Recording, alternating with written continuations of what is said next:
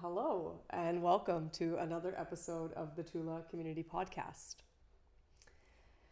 So, since you're here and you've clicked onto this episode, you will likely know who is featured in this episode, and that would be Hunter Bergen. And if you're along for the ride with Tulā Community and you've been here for a little while, you will likely have some idea of who Hunter is in reference to me here or Tulā Community in general. And if you're not,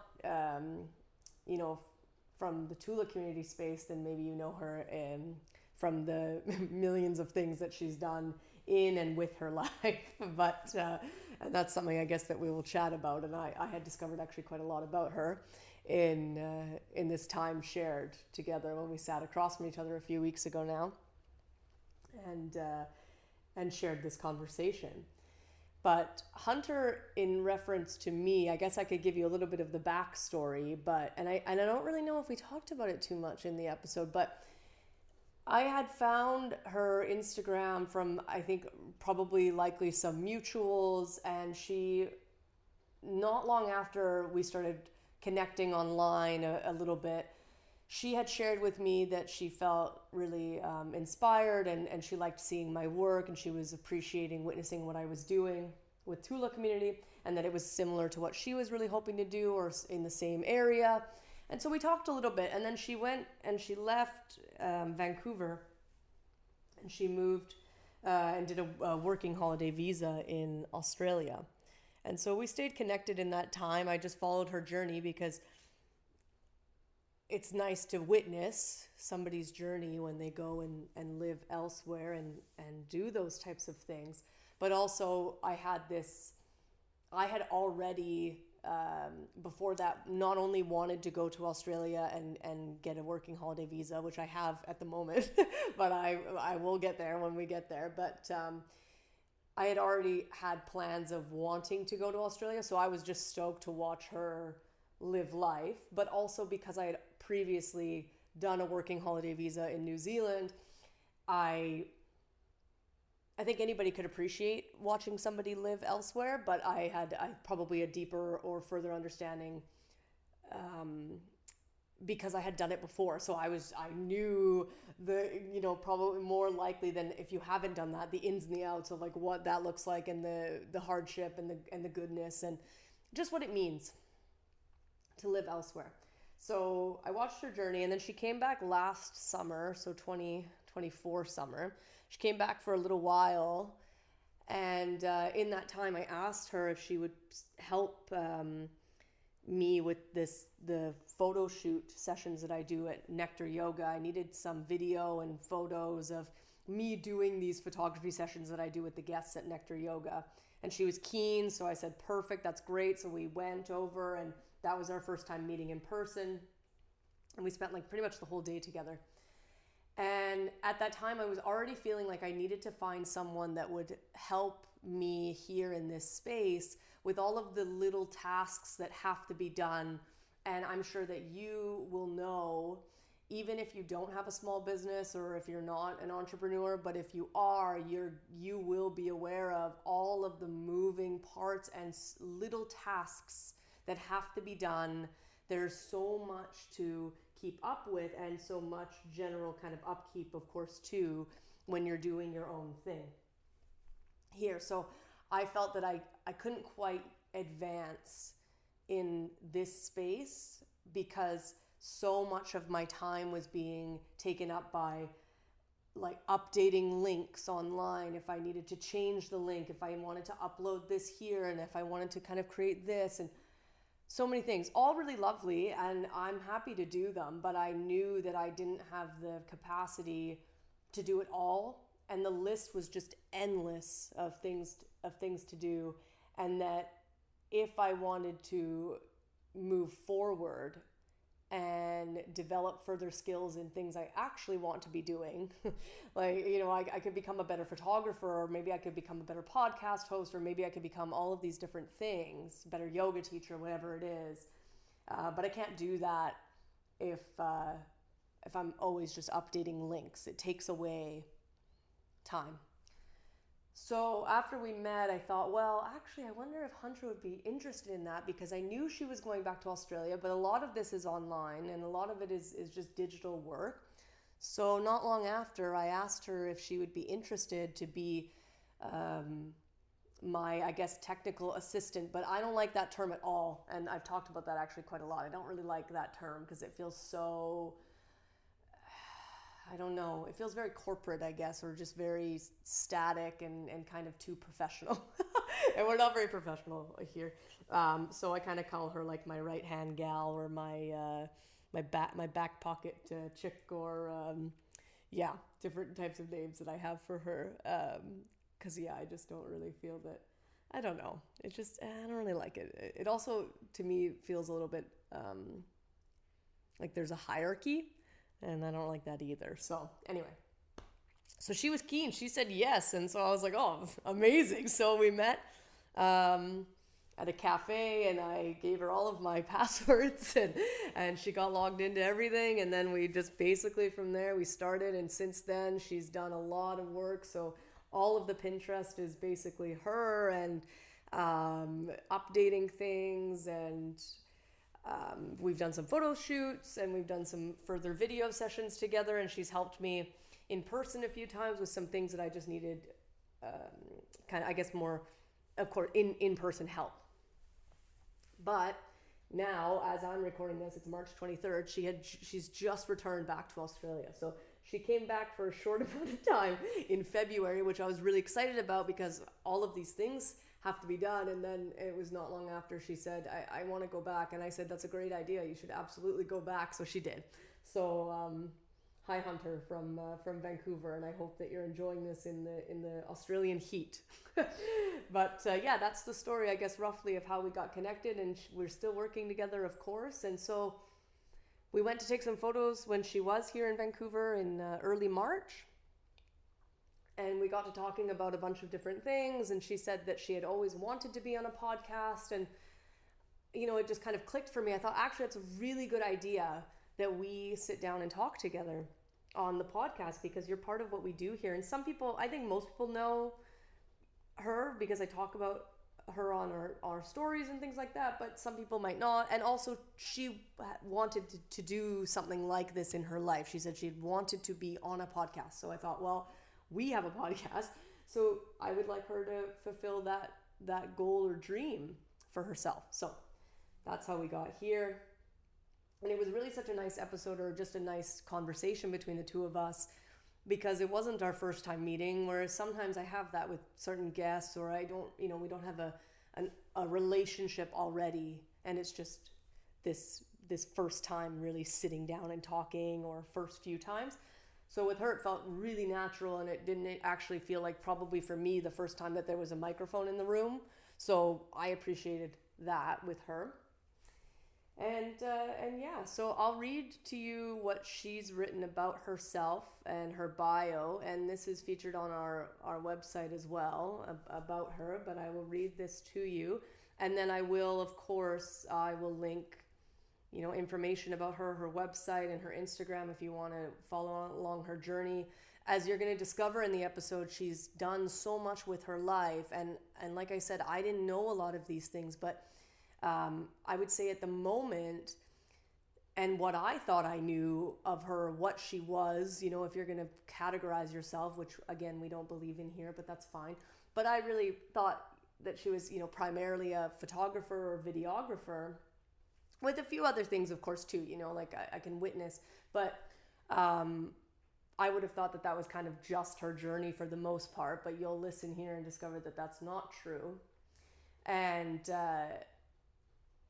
I think it would be a good idea for you to check out her work, because she really is a very good photographer and a very good videographer, and I'm appreciating watching her grow and learn, and I'm glad that I have her to lean on, and that she has me to lean on when it comes to things like photos or video, because there's so many questions in all fields, but there's so many questions sometimes I have. I'm like, I don't even know how to make a video, like how do you, you know, and so I'm really grateful for her knowledge, but also how good she is at what she's doing, at least in this very moment. So here's a little bit about Hunter.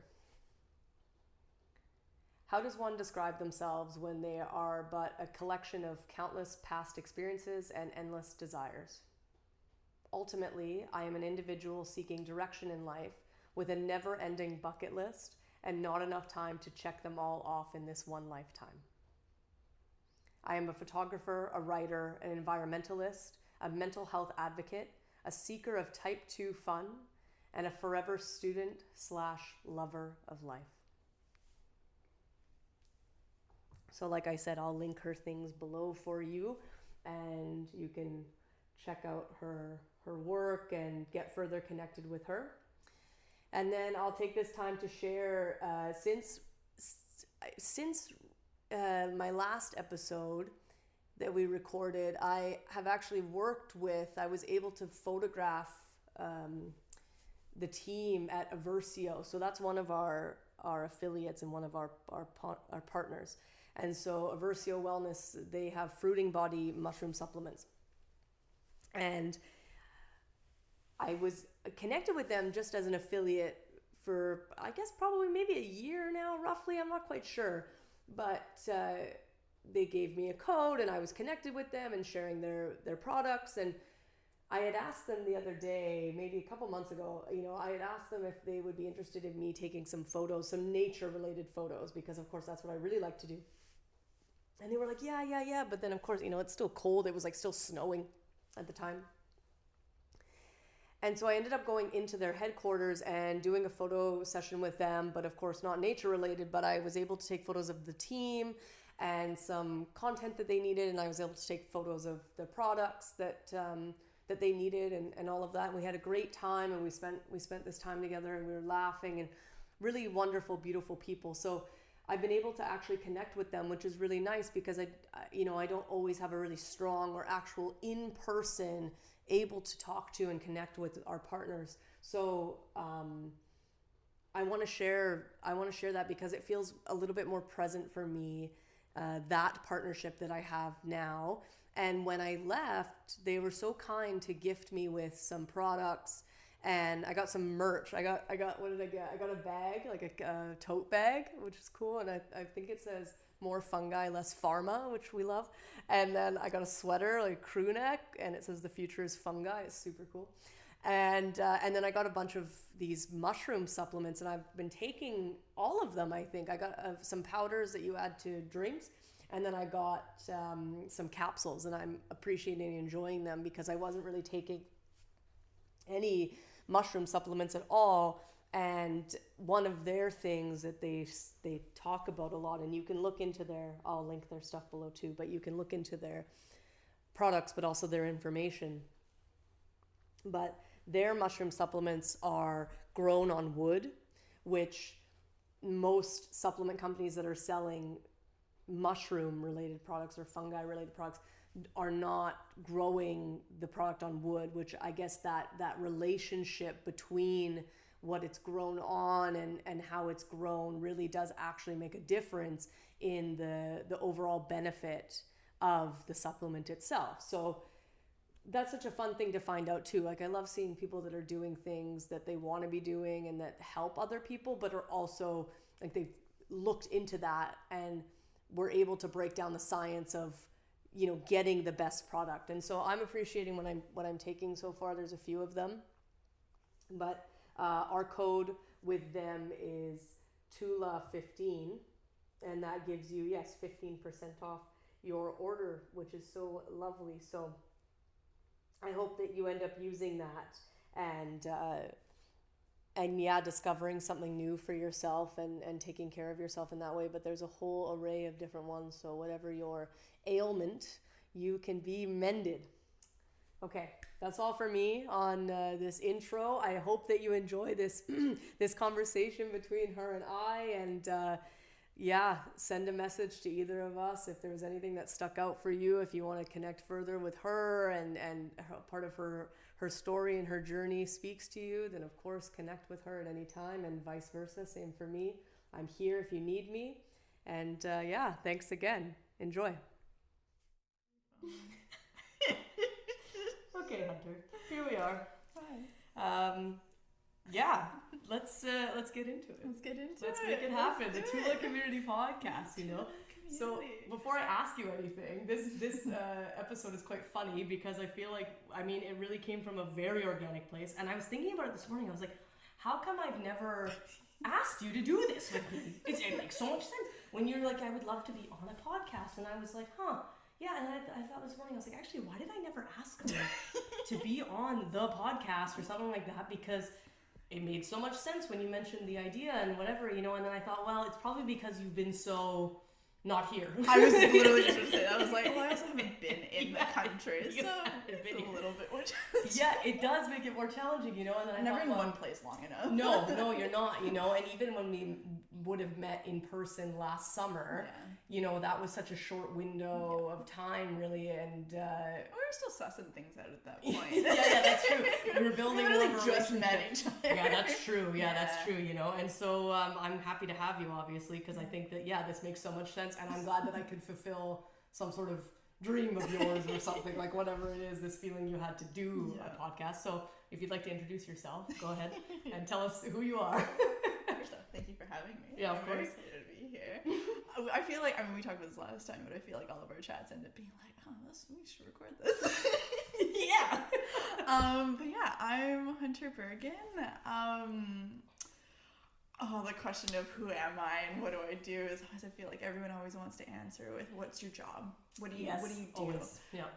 But I don't know. I'm someone who's creative and curious in life and just follows that curiosity wherever I go. And that's led me to a lot of random things, from studying architecture, taking yoga teacher training, pursuing my own photography writing business now, and hairdressing and so many other things. Hairdressing? Oh my gosh, yeah, dude. I've done so many random things. That's why I said to you when you first got here, I was like, I'm really excited to talk to you. And I was, again, same thing I was thinking about this morning, and I was like, I don't know everything about you. Of course, I'm not going to know everything about you, but there's no way I would have known that you had done hairdressing. Oh, dude, my resume is ridiculous. It's so random, especially, and I always joke because I'm only 26 years old, and I feel like I have a resume of just such random things that are so unrelated to one another. Yeah. But yeah, I follow that curiosity. Yeah, of course. It's good though. It's good, you know, and I like living by that philosophy myself. So it's good that you're doing that as well. But yeah, I would be really curious to know, and I was feeling as though I almost wanted to get like a timeline of your life. Like a sparse note. If you can send me a document after this with a visual, we'll add it in. Bowen together. Yeah, why not? You know, why not? But I was wondering, what? Because like, to me, from my perspective, of course, I know you for the last few years, and what you share is what I know of you. But I wouldn't, of course, know anything from when you were 17 or whatever, you know. And so I'm like, when did you start with architecture school and then you went to hairdress? Like, what's the series of events? I actually went first. So we'll start with high school, because I feel like that's the more like defined timeline when I started becoming more of like experimental with my stuff. Well, I mean, even younger. I started creating little videos when I was a young kid with my best friend in high school, elementary school. And then in high school, I got really into culinary arts and did a lot with the culinary arts program. That's the best. I did so many, I didn't do too much competitions, but helping out at shows and I got really invested. When I get invested, or when I find that thing, I go, it's all or nothing with me. Yeah. So I did that, and then in grade 11, so I was 15, 16, I went to hairdressing school at SRT out in Maple Ridge. So university course, but through high school, because it was partially government funded and whatnot. I did that for a year, and so worked part-time as a hairdresser for the next 4-ish years, 5 years, because pretty much all through uni, and then grade 12. And then architecture was one of those ones where it's a stable career to go after. And when I was all throughout elementary school, high school, I always loved watching the home design shows, and I would always be drawing my dream tree house in the backyard. and like measuring the furniture in my room and going and moving it around my bedroom. Very exact. Oh my god, I never heard that one before. Oh, very I have quite a lot of friends that want to move stuff around in their rooms, but not to that accuracy. No, I was using grid. This was before I understood what like drawing to scale was, but I literally would use graph paper and be like 1 square was equivalent to 1 foot. Wow. That's amazing. Yeah, and so I would do stuff like that. And so it was kind of those things where once I came to grade 12, I was like, well, I don't really have any other ideas. And you're very naturally, of course, interested in this. Yeah, and I was interested in it. I especially love more like the design, creative side of things, because like in addition to all of that, I found photography when I was I think I got my first camera when I was just going into grade 8. Before that, I was using my iPod Touch, first generation, to make those videos and things like that. Make the take photo. I would take like artsy photos of the crocuses during springtime. Oh, they were so bad. But good at the time. Oh yeah, they were stunning for first generation iPod Touch. Yeah. I can picture the way that the screen looks. Yeah. You know, the way that it like all the font and like how the button was and stuff like that. That tiny little pathetic camera on the back. So good. Yeah. So yeah, that was one thing, and also writing. So I find like when I look back at my life now, those are the two things that have always stayed constant in my life. No matter how many random ventures I went off on, those I always came back to. Mm-hmm. So I did the architecture, got my bachelor's in architectural science, and I graduated during COVID. So obviously, like, no one was hiring. I was going through my existential crisis of what am I doing with my life. My mom had passed the not even year prior. And I was learning more about sustainability and environmentalism and like really becoming invested in that. So I had the idea of like someday in the future, I want to own my own vegan zero waste grocery store. And so that's why you started working at the Nada. Yeah, that's why I started working at Nada. Because that was one of my brother's pieces of advice was work in the industry that you think you're interested in. Say that. Yeah, I would say that. And just like learn as much as you can from people who are doing it. Right. It's also a low risk type of way to go about it, because how many times have you tried something and you did do that with no real attachment to what would happen, or you're not going to lose anything, and then you find out yes, I want to do this, or no. Yeah. Which I would imagine you probably found out no, that you don't want. Yeah.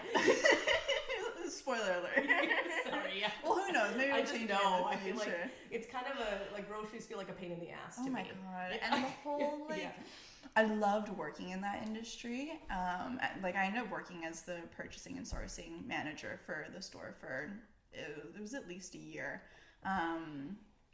But yeah, I loved working with the suppliers and the local community and like being involved in that way. But the logistics of actually owning a place like that, especially in our economy right now, and like no one has the funds to actually like make that work or fully live that lifestyle unless you're really rich, but it's usually the ones who actually care about it the most that can't afford it, right? Which is a whole other side tangent.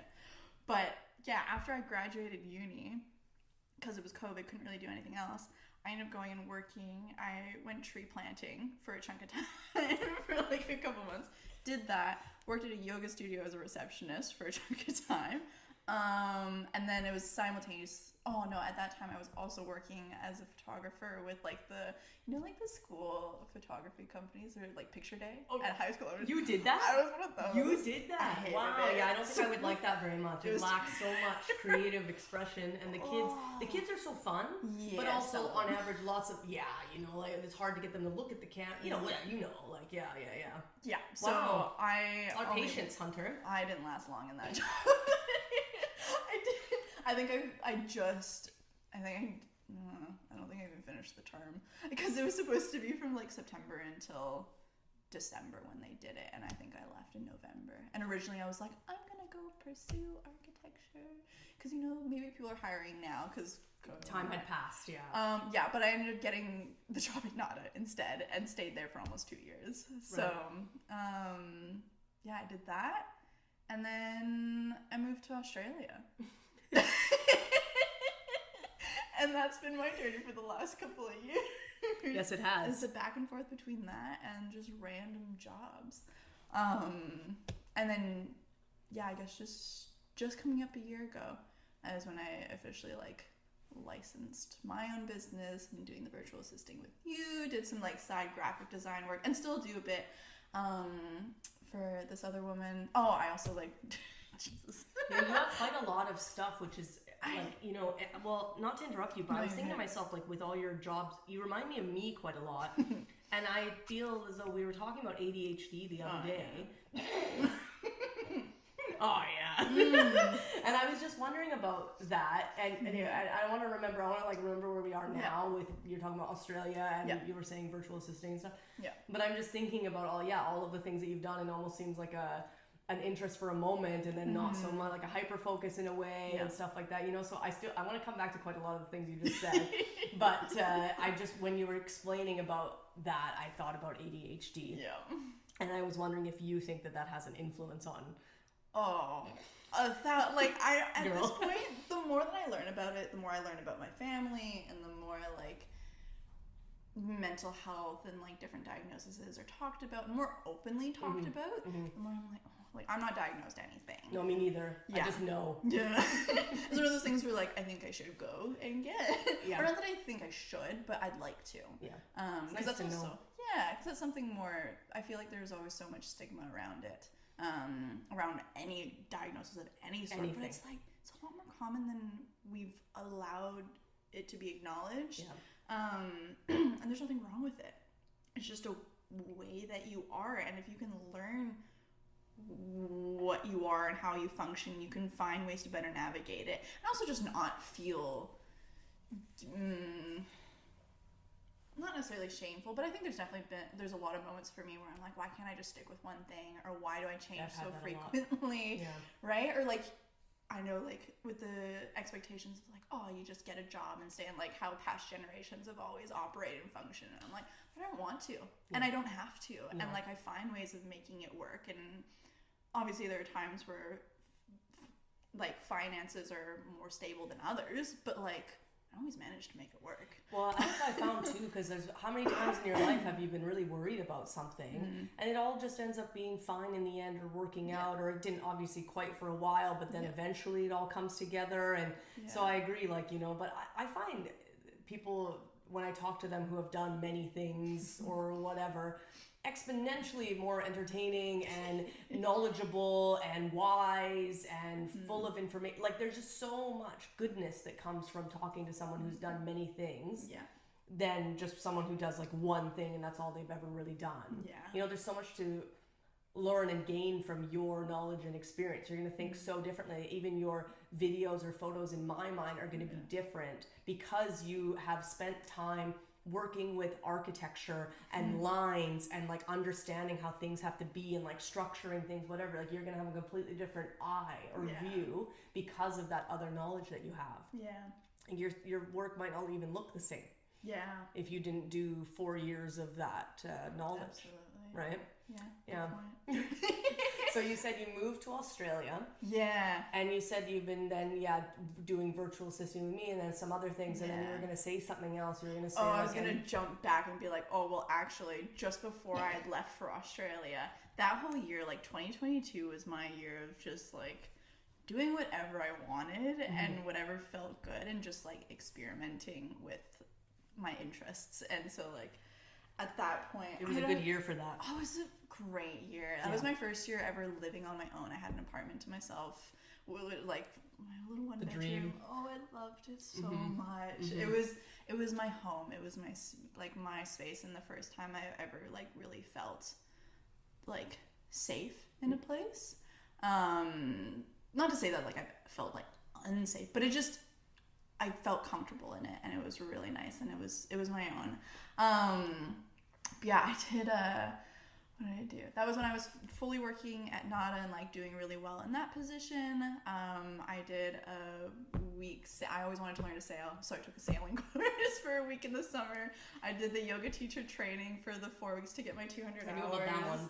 You knew about that. This on video, because I feel like every time you say something that I didn't know about, I'm just like, holy, I'm like, what is going on here? Like, who is this woman? I don't know. Like, I was trying to learn Spanish during that year. I was keeping on top of that for a decent amount, but that's I dropped off my Duolingo as well. Yeah. Like, I had again a hyper focus on Yeah, it the for like a hyper month, and I focus. was like, I'm done. I'm good. It's good. Yeah, I've done enough. I've seen what I need to see. Yeah, Like, just- that was also the first year I like really invested in learning guitar, or not learning. I already knew how to play guitar from when I was like 8 is when I started, but it'd be like you play over spring break for 2 weeks and then never touch the guitar again until the summer, and then play it for 2 weeks.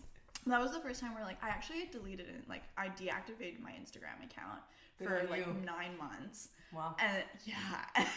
What year was that? 2022. Wow. Yeah. Wow, that's because if it was like 2015, it would be like no big deal. But No big- 2022, it feels like a bigger thing, obviously, right? I was like, it was like November 2021 when I had whatchamacallit, deactivated it because there's just some stuff going on at the time where I was like, I just need to cut this off. And yeah, I watched it for 9 months. Then I started getting into like more of the creative stuff, and I was doing more random things. I was like, oh, I kind of miss sharing this, and I do like creating, and I do love photography and whatnot, and it's nice when you can share that. And so that's what ended up prompting me to re-download it. But what else did I do that year? 2022. 2022. I feel like there's a couple other things. I don't know. Probably a lot Stuff. if you're like not spending hours on social media, obviously, you know. But I do find that, of course, with anything, there's pros and cons. And one of the pros to me about Instagram is that at least it's free to use, and it's such a good way to access so many people. And again, a really great place to share or showcase your work, you know. So if you don't have that, there's other ways, of course, you know, but I do appreciate that other outlet to be able to be like, okay, here's this photo, or here, this video or something like that, you know. And I'm like in the content that you're sharing now, I feel like you're in a new little creative phase. Anytime I Like like she's scroll got a back through style. my Instagram, you can see the style change Yes. of like what's happening, and I feel like I'm now like if you go way back to whatever 2016, I had done like a year-long photography project for myself because I was like, I want to get back into it and I want to take it a bit more seriously. And I also was like, in looking back now, I understand that it was depression, but at the time didn't know that that's what it was. But I was like, I just need to be doing something for myself, and forcing myself to get out more, forcing myself to connect with people outside of my friend circle at that time, and realizing that I was really starting to pull away from that circle. But yeah, it was Project 52, and it was for an entire year. Every week I had to post a new set of photos, and the only like rule I gave myself was that whatever photos I posted had to have been taken from that week. So I couldn't just like recycle old stuff. Obviously there were weeks where that didn't fully work. Like did you miss some weeks? Like, did you feel too sad sometimes? Because I find that for myself, where I just don't have the capacity because I feel sad. Yeah. You know, did you miss any? There was definitely some weeks that I missed, but I always like ended up still fulfilling it in some other way, and just being like, oh, I'll take them from this week and just like build out. Or like I did 2 weeks in France for spring break with the coloring class that I was in. A chef from our school and then from 2 other high schools would always organize 2 weeks in France every second year, and so that was my grade 12 year, and I was like, I'm saving up, I'm making this happen. And so during like that you're very time good period, for that, making shit happen. Yeah, it's a good trait. It is. It gets exhausting sometimes. I know. Because once you're fixated on it, you're like, nothing else matters right now. Yeah. And it can be detrimental at times to other relationships in my life. Yes, that makes sense. We figure it out. Good and bad. Yeah. Pros and cons. Pros and cons to everything. Yeah. No, it is definitely a quality of myself that I am appreciative that I have. It is just sometimes challenging to navigate. I think mostly for other people. Anyways. But fuck them, no.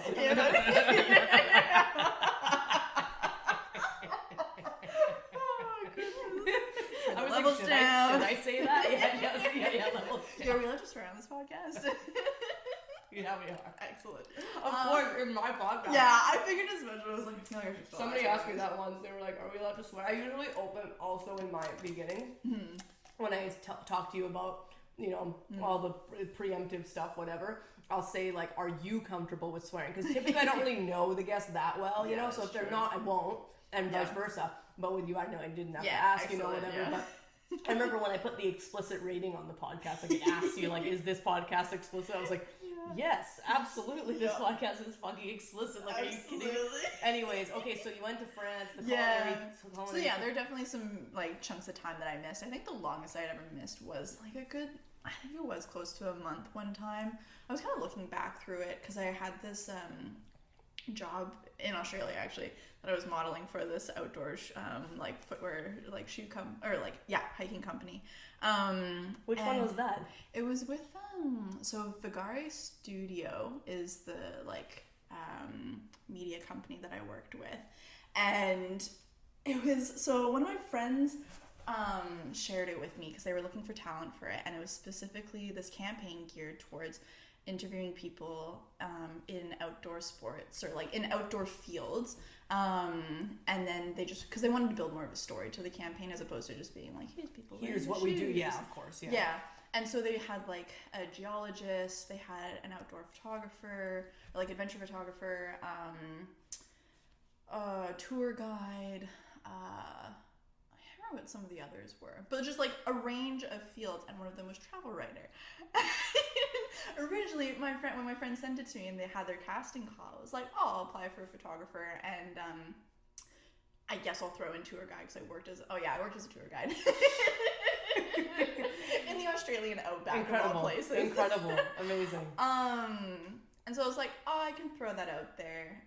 And then I also, like, when I shared my photography, it was also obviously sharing my project, and it is writing predominantly. And so I threw it in there, like, oh, maybe travel writer. And they ended up being like, oh, we want to use you for the travel writer. And I'm like, and they're asking me all these questions of like, oh, what do you do for like planning writing? Like what you're going to write about, or like sussing out locations beforehand. And I was like, I can just write my feelings and share them. I'm like, what do you mean? And so I messaged him back. I was like, I don't know. I was like, just to be clear, like, I don't want this to like be a misconception of what you're envisioning I do with my work. Because the way he's talking about it is like the people who do the top 10 locations to visit in the Blue Mountains, and I'm like, I don't write about that stuff. And so I told him, I was like, my stuff is more geared towards like mental health advocacy and environmentalism and navigating those spaces as a traveler. He was like, oh, that's even better. And I was like, I don't get paid for any of this. Like, I'm not like a professional. And he was like, that's fine. Like, this is what you do. And I was like, this is what I do? I guess so. And so imposter syndrome came from that majorly. Did you feel that? Do you feel imposter syndrome? Oh, God, yeah. In that and in other areas? Yeah. Really? 100%. I'm interested to talk about that because everybody talks about imposter syndrome. It's not something I ever feel. Like, really? Never. No, because That's great. The other day I wrote on my Substack about that, and I wrote about how people were, lacking fluidity in their lives and stuff like that, and just in their mindsets. Which and post things. was this? It's witnessing a lack of fluidity or something like that, or something like that. I don't know. I remember seeing that. I'll link it below. I'll send it to you. Go check out Substack. yeah, check out my Substack.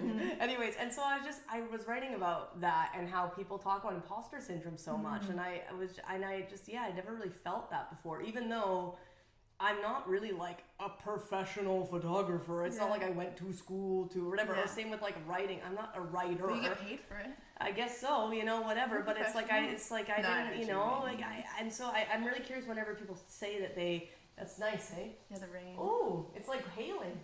Yeah, true. Amazing. Anyways, I'd be curious to talk about what that feels like to you and how imposter syndrome shows up for you, because it's something I feel like I wish people didn't feel. Oh my gosh. Especially I creative. didn't feel it. Yeah. Or people who want to do lots of things. Yes. Because if you've done, you've listed so far 15 different careers. Like, I'd like to see a list, actually. That's why I told you, make a timeline. I should make it out. All the random things that I've heavily invested myself in for at least a few months. Little toe dip. Oh God.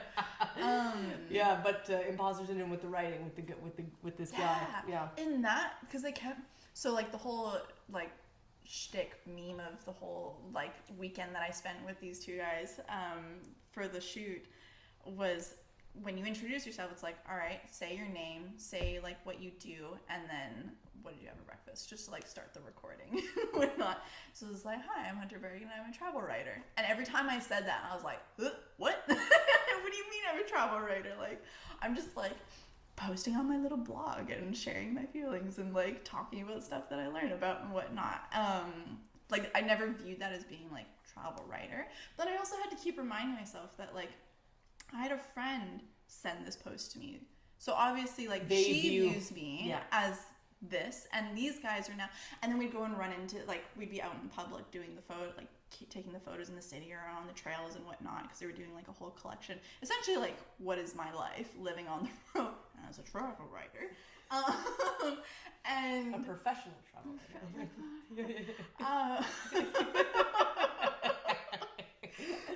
And people would obviously like, how, because they'd be there with their big camera gear and whatnot, and people would have questions. They'd be like, oh, what are you doing? They're like, oh, we're interviewing. Yeah, I feel like I'd be a little stressed in that environment too. Oh my, and they'd be like, what do you do? That's so cool. What do you, I'm like, they're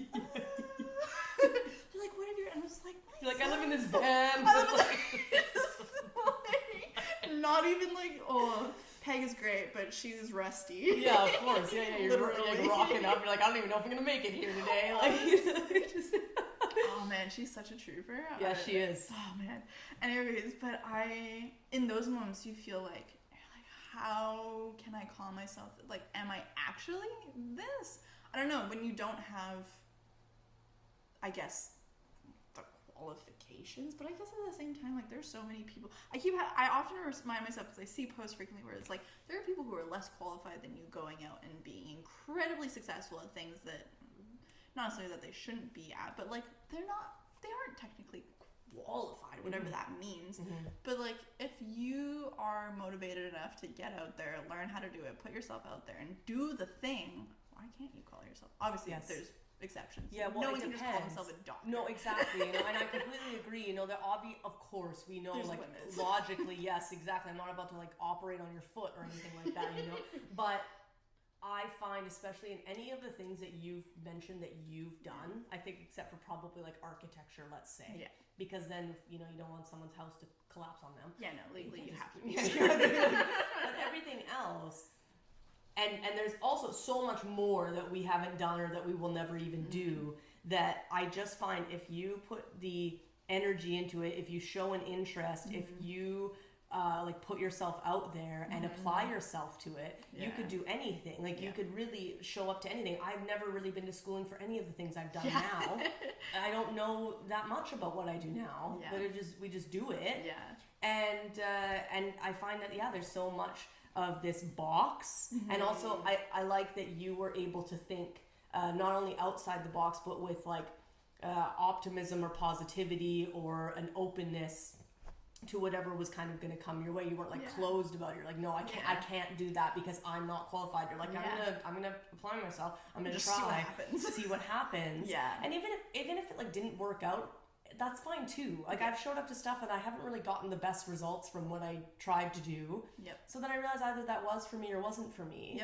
And that's okay. And it's like also nice to be able to just be honest with people. Like, oh, I'm sorry, I tried and this is not my forte and whatever, Yeah, I think like some like principle or quote that I try to live by a lot is like the worst thing someone can say is no.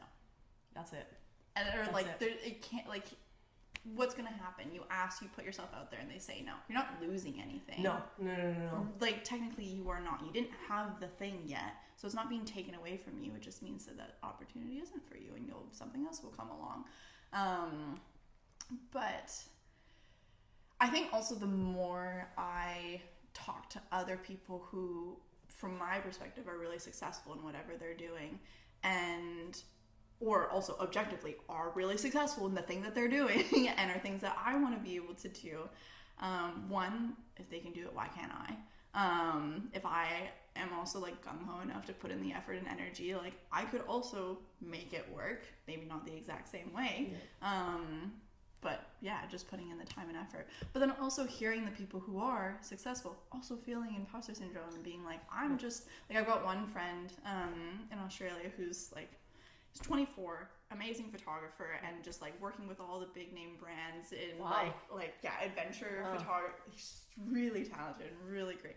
But again, only 24, and he's like, 24 I'm is just young. young. Yeah. He's like, I'm just a kid with a camera hanging out with my friends and getting paid for it. And I'm like, that's so fucking cool.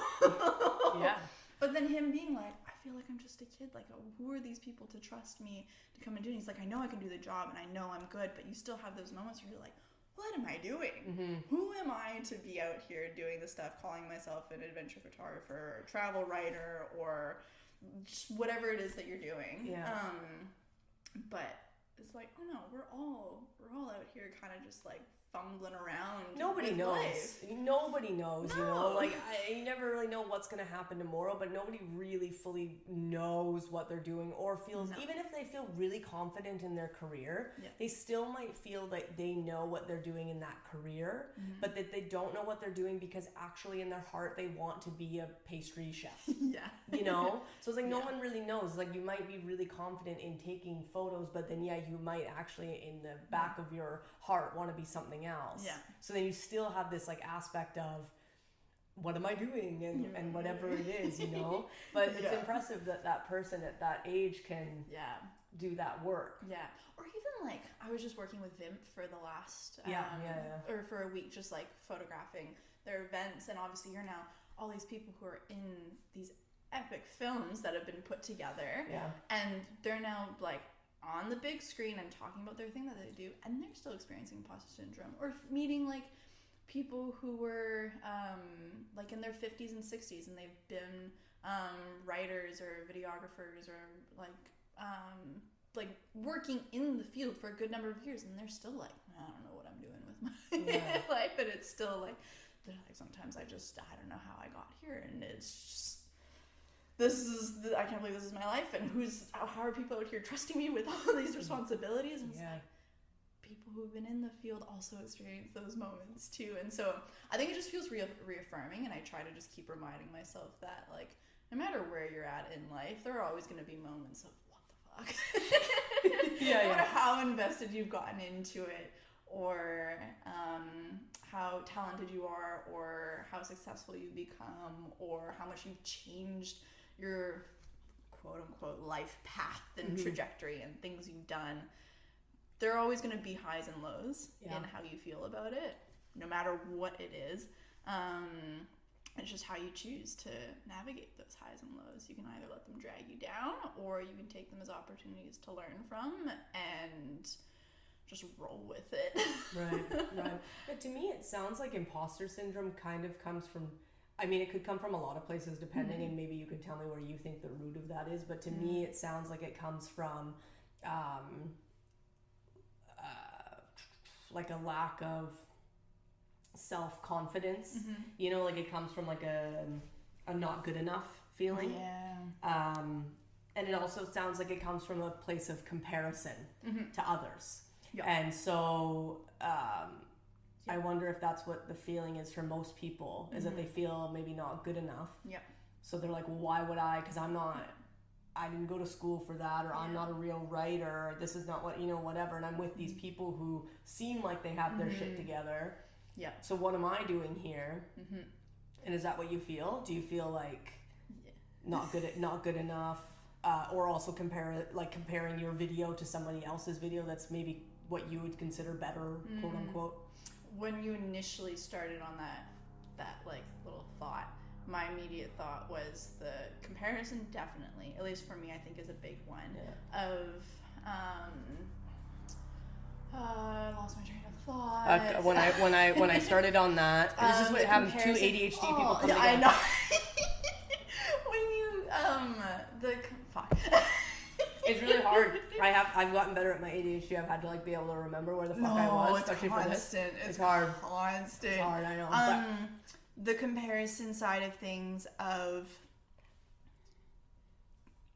imposter syndrome. Imposter syndrome. It's fine if you lost it because we'll come back to it later. You know? Yeah. Oh, it'll come back eventually. Of course.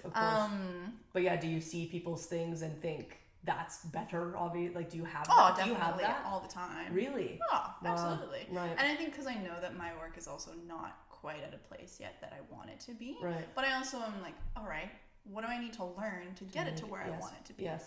And put in the work to learn and ask questions and not be afraid to ask people questions. Really like good to ask people who questions. are better than you, Yes. especially. And Yeah.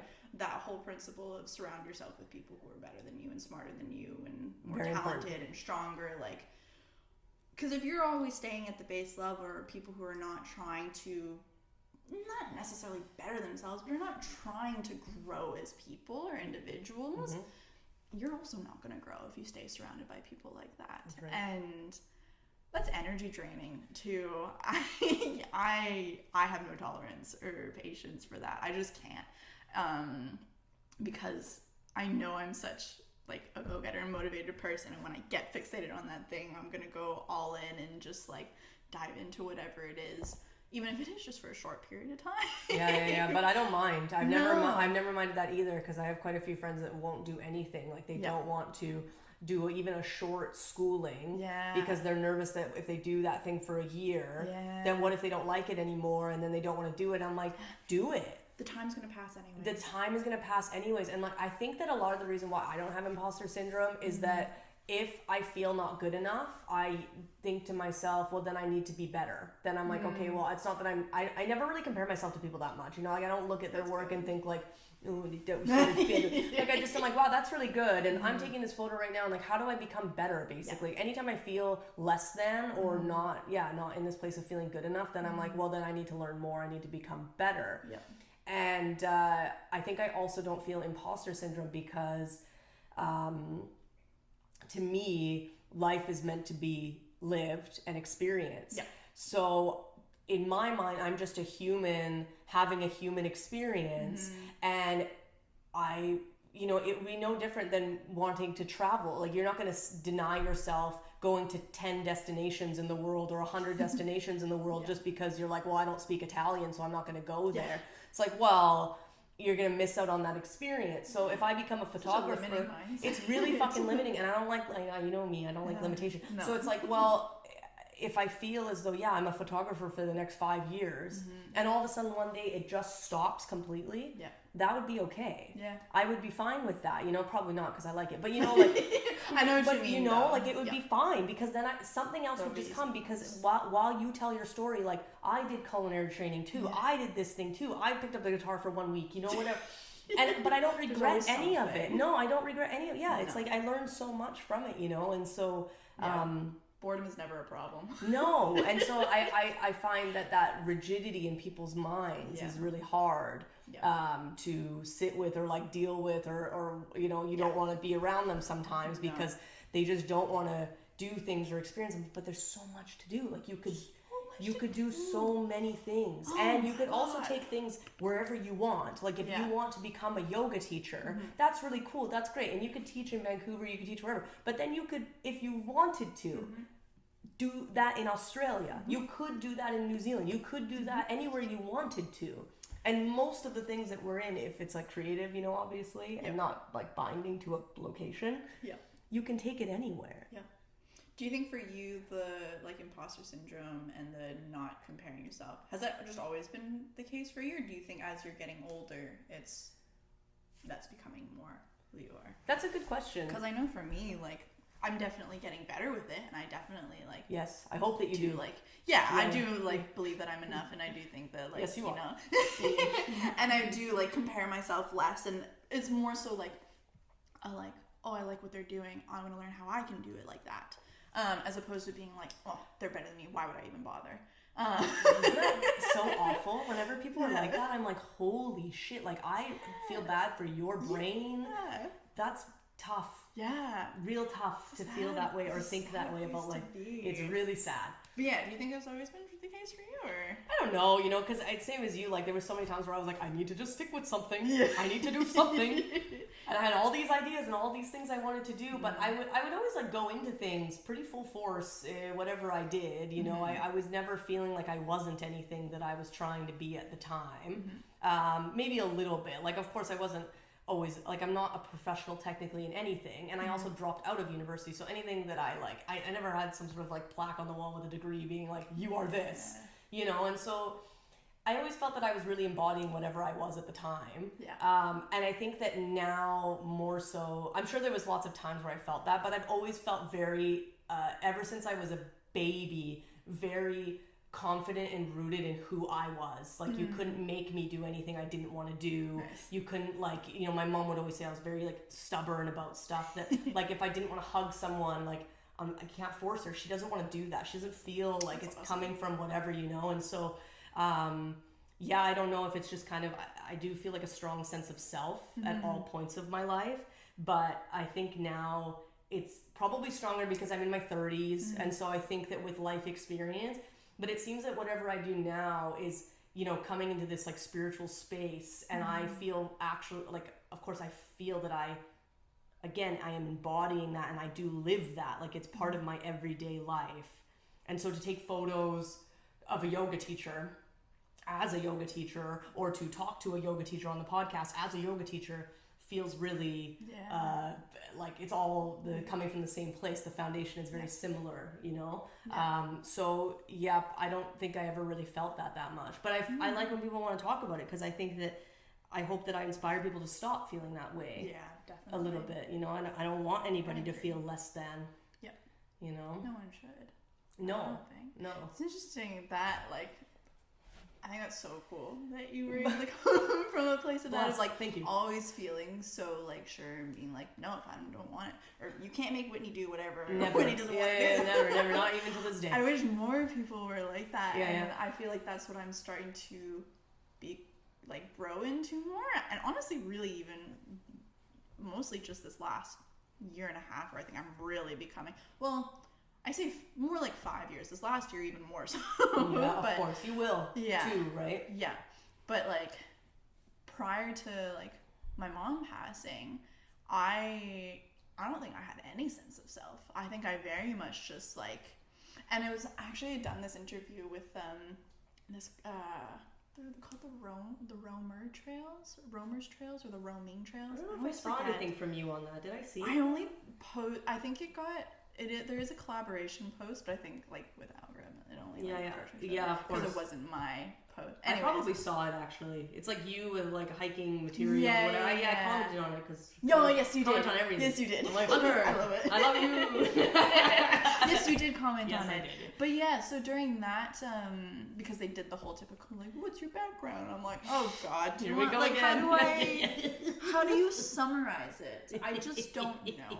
But it did, like, it was a little bit of like a therapy, like, session for me, because I started diving into, like, all right, I just started at the beginning, and then obviously, like, trimmed out what I felt wasn't relevant to my story, or like what Did you type it? Yeah, I did. Okay. Yeah, it was a typed interview, and then they put together a post on their website. That's cool. Yeah, it was cool. It was a fun process, and a really, like, introspective process for myself to, like, sit with the questions. They were big questions. Right. I'll have to read it. Yeah, it was quite yeah, it was good. I did enjoy that process. But in that process of going through my background, I started from, like, because they asked, like, what was it like growing up for you and all that stuff. It's like, interesting. Because from my, like, growing up and, like, looking back on it now, my perspective has definitely changed. But I was like, oh, I had a, like, pretty stable, like, normal-ish upbringing. Of, like, my parents stayed together, like, we lived in a, like, typical, like, suburban neighborhood. My friends lived down the street, went to the same school, lived in the same house for 21 years. Wow. Yeah, like, never moved, never did, like, same elementary school with all the same people, to then the same high school up until graduation. Like, everything was just very consistent. And strong foundation, I guess, technically. Like, it's for something. Outwardly, yeah. But then the more I started looking back on it, the more I was like, family upbringing was like my parents were incredible and did an amazing job with us, and, like, we did have a very, like, I was very fortunate in a lot of ways, but we also just had, like, a lot of health problems in the family between, like, one of my sisters and then my mom, and there was just always something that was happening, and it was never just a small something, but it would be something big that would be affecting the entire year, either, like, a death of someone, or, like, one of my sisters being in the hospital for a year, or, like, mom having cancer, or mom always had health problems. Like, that woman never caught a break. Or, like one of her grandparents had passed away, and dealing with the legalities of like the woman who it was a whole thing that they were dealing with for a couple of years, or I don't know, there was just always something. And my mom had actually like drawn out a timeline from like it was ridiculous. It's kind of crazy. We're talking about timelines. The timeline. Oh, I know. When you said that, I was like, what the fuck? Yeah, I never even think about fucking timelines. But for Really? you, for some reason, I thought about it today. They come literally, up. it's only, you know, They come up. They do come up. They come up. But it was, every year from like the year that I was born up until she had passed, because she wrote it like a full time when she was going. What year through was her that when she breakdown. passed away? 2019. 2019. Okay. Yeah, Okay. 2019. So just before COVID and all that shit. Yeah. But Oof. yeah, every year there was at least one big thing that took up the entirety of that year, at least, or dragged on into other years of it requiring a lot of focus, it being like upsetting and catastrophic enough that it would completely disrupt your regular Did you day-to-day ever life. have the big thing? What do you mean? Like, did you have a year where a big thing was happening to you, or was it always these other? It was kind always of external things. Interesting. So Yeah. did you That I feel like remember. when you look back in those each year, is it pretty like baseline for you, like you as a person? In some ways, yes. In a lot of other ways, no. I think especially as I started getting older, because I was also like the older sibling in the house, I then became the person that parents would always talk to about everything, and the shit that like they shouldn't be talking to their younger kid about to their kid about. Right, yeah. Like I essentially became like the therapist of the family. Yeah, I know that very well. Yeah. Uh-huh. And so I like. Oh, what was I gonna say? The oldest person, you became the therapist of the family, and you Oh, feel like like the- you yeah, were all not prior to baseline all the that. time. Yeah, so like prior to mom passing, it was like I felt like my whole sense of self was based off of how she perceived me and how everyone else perceived me, and I had to like fit this mold in this bubble. And maybe it's just like older sibling syndrome, because I feel like a lot of us experience that. Yeah, no. But I remember even just as simple as like a BuzzFeed quiz, like the fun, like, what Disney princess are you? Yeah. I'd be going through the questions and Yeah. I'd be like, Mom, what do I answer for this? Really? And she'd be telling me what my answer was. Really? Yeah. Could not answer those questions myself. And same with like my friend group. And backtracking to the like filling out that interview is realizing that like I never actually felt like I fit in anywhere. And it felt weird to kind of acknowledge that, because when I look back on my life, I always had friend groups. Like I was never that kid who just like By yourself. I Right. say that, but then also my best friend in grade 4 was my teacher. So like I would stay inside Grade during 4 was recess. a good year. Grade 4 was a good great year. I Yeah, started yeah. hanging out with the teachers. Yeah. I worked in the office. Right. It was ridiculous. Oh, good. Yeah. You were one of those. Yeah, I became one of those. Perfect.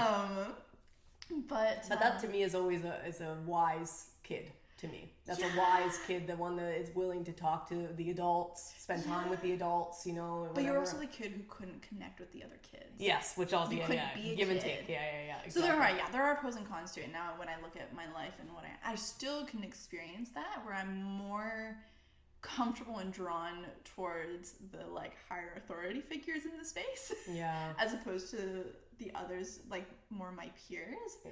I just feel something. It's really weird, and I still don't know. Isn't it what interesting? That means. Everything shapes us. Absolutely. Yeah. But my friend groups that I had, I definitely like feel like I never 100% fit in with them, because I had like my friend group in all throughout elementary school, and it was like all of them were super smart. Like we were a pretty smart crew, and like, but I was always never like quite as smart as them. But do you feel like that was your own as a child? Like, do you no, feel like objectively, I also was not. Because, like, for example, like when we did the math honors test, they all got in except for me. Right. Okay. Yeah. Yes, So like things like that. But like it was like just enough that I could like be with them and like keep up with them and like still have fun with them. We got along, and like, but it was never like I was never 100% like the rest of them. And then it was same with like moving into a friend group in high school, and that like changed a lot. But it was one big group for a while, then ended up splitting off towards the later years, and I ended up like sticking along with like the Christian half of that group because like I was religious at that time, but I wasn't as religious as them, and then like also like questioning a lot about myself and things that didn't feel aligned with Christianity and like now learning that like I am queer, for example, and when hanging out in that group I would question it, but I never talked about it with them because I didn't feel comfortable to talk about it with them, or I would see how they would talk about other people, or so you knew it wasn't safe to say. It wasn't safe. Yes, and even though they would always be like, oh, you know, we don't judge and blah, and like we're accepting and loving in others, like yeah, but still the way you talk about those people isn't safe and inviting and fully supportive, and it's very judgmental. And so yeah, there'd be like that group, or like the other half of that group was more like not party in like the typical like big high school parties that you would normally picture, but still like more outgoing, more like goofy, and like did all the big things, or like a little bit more outdoorsy or whatever. It was like I never felt like I feel too serious to fit in with that. So it was always just like, it was just enough to like fit in, but not actually be fully a part of it. And so I feel like my identity was always like, I couldn't quite figure out what my identity was and who I was as just like my own person. And then after mom passed, like my whole reality of life just like completely combusted, and I was like, I don't know who I am or what I am or what I'm supposed to do or what I want, what I like. And what were you doing at that time as things that keep you busy, but also a job, let's say? Oh, well, at that point I was in my grad year of university. Okay, so then you were doing this, you know, architecture related, so you thought that you were probably an architect. Yeah, but I also just like months prior to that had a call with her being like, I want to drop out of school. How many times have I had that call? So many times my mom picked up the phone and I was like, God. Mom, I don't know, like I don't want to fucking do this anymore. I remember I did an exchange in Germany during my second semester of third year. Nice. So much fun. Yeah. It was no school. Yeah. And I was working on a detail, like drawing a detail for a building and whatnot. And in the middle of the project, I just all of a sudden had this moment where I was like, oh my fucking God, if I have to do this for the rest of my life, I'm going to hate my life. Yeah. If this is what my life is like lining up to become, I don't want it. And I texted mom from Germany, like, I think I'm going to drop out of school. Yeah, looking back, you're like, wow. I'm going to start my own zero waste grocery store. She texts me back and she's like, or she calls me. She doesn't even text back. She calls me immediately and is like, you don't get to say things like that and not explain yourself. I was like, okay. And I went into my whole tangent. She was always very like, she was always question things, but like, okay, be realistic. Like, what's happening? That's good. Yeah, that's good. Yeah. Yeah, but she eventually started becoming more supportive of like me doing whatever the fuck I was doing. Yeah. Didn't always used to be like that. It was more like she definitely like not dictated my life, but I guess in a lot of ways also kind of dictated what I ended up doing in my life. Yeah. Which was interesting. But anyways, when we had that, I forget where I was going with this. You were in Germany and you were like, I want to drop out, and she would ask you, she would say to you, you know, like, why is that? When we had that conversation, that was kind of like the first, I don't remember where I was going with. It's fine. This happens every time. I know, it's so funny how it is. I wish I could just remember what I was talking about. I seem to do it better with a person. Yeah, you know, but if I'm by myself, it's like if I film the videos, like make juice with me. Yeah. Every fucking 10 minutes, I just am like, what was I saying? I don't remember what I was saying. So I understand. It's really annoying. It's really annoying. Yeah, but you were doing architecture. You had a phone call with her about how a few months prior to graduating. Yeah, because we were saying originally, I asked you what you were doing at the time. That I think that she had passed away. Yeah. And that you were almost about to graduate, basically. Yeah, almost about to graduate. Well, it was so I came back from Germany, doing an exchange in Germany for 6 months. And then it was 2 days after that she passed. Yeah. And then it was a week later I was back in school to finish my final year of university. Yeah. So you had a whole year to do still. Yeah, still had a whole year to do. That's a hard year. It was, but I think it was also like Structure. there was definitely a lot of my teachers, and especially like my program head, they were like, you don't need to come back right now. Like you can take a year and come back the following year. And I was like, if I don't finish this now, I'm not finishing it. And in a lot of ways I do believe that, but I also think it was because of the group of people that I had that allowed me to finish, because we had so many teachers who commented on it.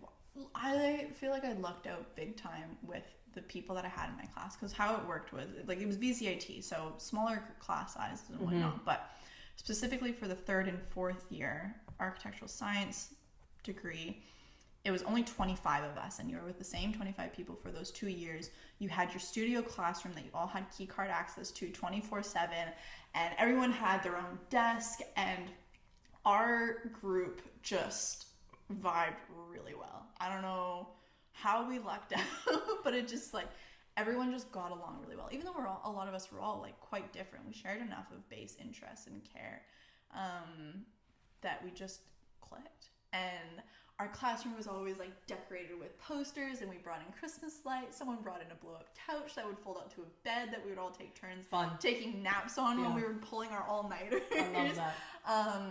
We had rugs and beanbags. Like we just made the space home, and we all just like spent like 24/7 together. You look back and it's like one of the best times of your life. It you know, really it's like was. you knew it at the time, but probably not too much. Yeah. But then when you look back at it years past, you're like, man, that was one of the best times, just being with those people, and we had fun, and it was unique. We made the most of it. Yeah, of course. Yeah. Because it was a stressful time for sure. But we often had teachers who would come into the classroom or like spend the year with us and be like, you know, we've had good years, but there's just something about this group that like you walk in and you feel the positive energy from everyone, and just like the kindness and supportive network that you've got together, and everyone's just got each other's back. Even if you don't necessarily like everyone or get along with it or even talk with everyone, everyone's got each other's back. And it was so lovely. And then we had the year behind us who, as soon as class was done, they were gone. No one had posters or artwork up on the wall. Like no one even really left like monitor. Like it just looked like it was never used. And I knew if I had stayed, or if I had taken the year off and that had been my year, I wouldn't have survived.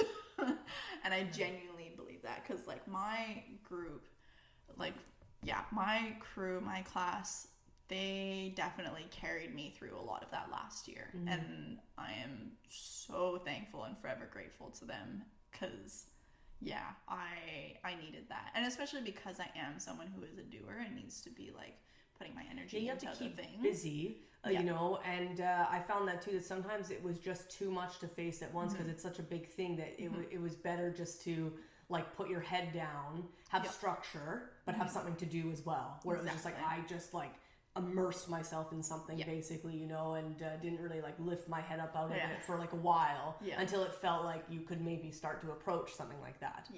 But taking the year off might not always actually feel like the best thing for all people. No. You know, like I think, you know, I would have been really upset if I had like nothing to do while grieving such a big loss. Yeah, right. Like I'm someone who, especially like with creative stuff, like I need to like put my energy into stuff like that. So it was like school was perfect for that. Yeah. And everyone was super understanding of like, oh, if Hunter needs to just like leave, or if Hunter's not at class, because like I definitely would like miss some classes. Oh, of course, yeah. Like I wasn't there all the time. Or I would like duck into the bathroom for like a full class time frame or whatever I needed. But everyone just like supported me through that. And it was also nice because like people would check in with me, but they also treated me still just the same, as opposed to like babying me all the time, which I really appreciated. It was good. And what I needed during that time. And then after I came out of that, like once that year ended and it was COVID and all that, it was kind of like I just didn't want to do architecture. And then just kind of navigated whatever this healing journey has been for me through losing my mom. And is that when yoga came into the mix? yoga's always kind of been. It's always been there. Is that when you did teacher training though? Like after that, was it? So mom passed 2019. It was 2022 when I did my yoga teacher training. Yeah, which was it's good for stuff like that too. Like the teacher training is so much more immersive and healing than just being on the student side, going to some workshops or going to a public class or something, right? Absolutely. Yeah, you can go within. Yeah, absolutely. That was like two things with that I remember really appreciating, and like one of the first things that our teachers said to us was that yoga teacher training is essentially like you're learning how to teach, but you're learning how to heal yourself so that way you can help support others. Yeah. That was kind of the premise of it, which was really cool to hear. And we had one of my good friends from the course, we laughed so much because she had like some big stuff going on in her family's like from Ukraine, and that was when like the war was starting. And so she was feeling really confronted with like, because she works in the music industry, and she was like, what is I feel so purposeless with my job, and what am I actually giving to the world, like, and confronting those feelings. But when she came to the course, she was like, I didn't think I was going to be coming here to confront my feelings. I thought I was just coming here going to get abs, get really strong. Yes, yeah, that's a big thing.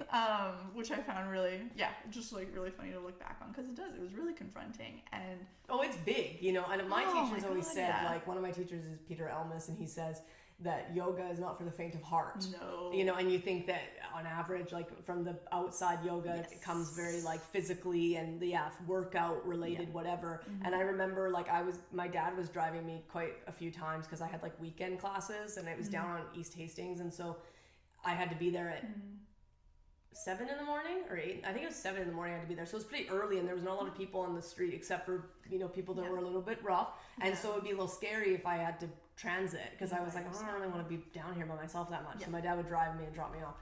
And I remember he picked me up. Yeah, it was pretty nice. And he picked me up, and he was like, how was your thing? And I was like, oh, we just like cried all day. And I was like, yeah, we just cried the whole a lot of crying time. Like, I was like, because that was like one of the days where we just like, I don't know, they put us into like some sort of dance related something where it was just moving the energy, obviously, and then they put us in this like deeper place kind of, and then we had to like go, and then they were like, okay, now just go sit basically alone. And and I remember being like on the bench in the corner. I was just by myself, obviously, because everybody's got their little zone, and I was just like, I was like, man, the fuck, like, and I knew that yoga had depth, obviously. Like, this was not news to me in my mind, whatever. But I just like cried and cried and cried and cried and cried. And then we had the rest of the day, it was a couple more hours, and the energy's a little bit more, somber, obviously. Yeah. And then so I said to him, how was it? I said, we just cried all day, and he was like, what? Why? Yeah. Like, what did you sign up for? What are you paying? Thousands of dollars for? Exactly, and like, of course, my dad like is not gonna know, and most dads and moms, I feel like on average don't really understand like yoga, like the depths of yoga. So of course, to him, he just thinks I'm going there, and doing some sort of a push-up or some bullshit, right? But I get it, it's like you go to this, especially teacher training. Is like, this real big introspective. If you go to the right teacher training, of course, there's going to be some that are like more fitness related and like surface level, I would imagine. But like, surely there's some, because you see some of the teachers that come out and are teaching like now. Fitness related. And like that's all it is. Yeah, exactly. And like for me, I'm like, do whatever. I don't care what people do. Like, whatever. Like to me, when I got introduced to yoga, it was very fitness. I started at a Gold's Gym, and I would go to the hot yoga classes that were heated with a plug-in heater. Oh shit! Like, and if the girl at the front desk didn't remember to plug in the heater, then it was not hot yoga. Yeah. But if she remembered, then of course. I didn't know Gold's Gym even did hot. Yeah, they have like, they have classes, right? Like they have Pilates or they have whatever, and so there was like a yoga class, and that's that was the first place I ever practiced yoga. Oh really? How old were you? 18 maybe, 18, 19, roughly, Nice. Crazy,